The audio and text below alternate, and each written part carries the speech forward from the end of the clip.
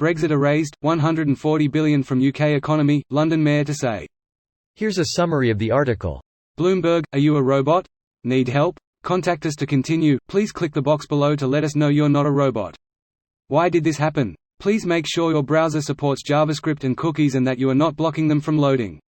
Need help? For inquiries related to this message, please contact our support team and provide the reference ID below.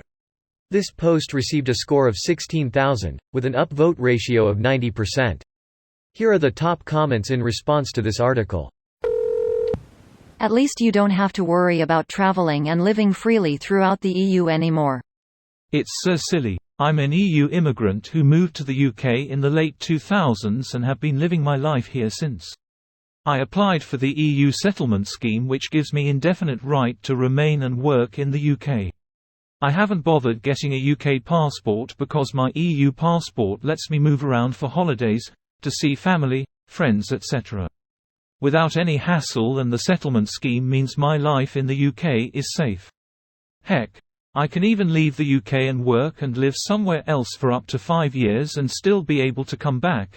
Apparently, it's the British people who ended up hurting the most with freedom of movement, while the EU folks living here didn't get impacted much at all. You never know what's going to happen. Okay, there's no real upside, but there's no downside unless your current country doesn't allow dual citizenship.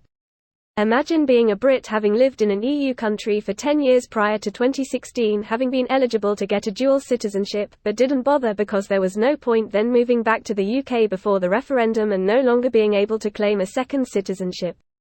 I bet those people are kicking themselves for not taking the opportunity when they had it. Not just EU folks living here, but EU tourists are pretty much unaffected. They get 6 months per visit and no limit on how soon they can return. Yet a Brit going to Schengen is restricted to the 9180th rule for 29 different countries treated as one.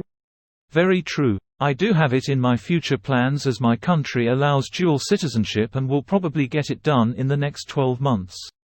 I've just been lazy because it's been so easy to get by with the EU passport. Good idea. It's a million times harder, likely impossible, for the UK government to take away your citizenship, whereas the settlement thingy you have.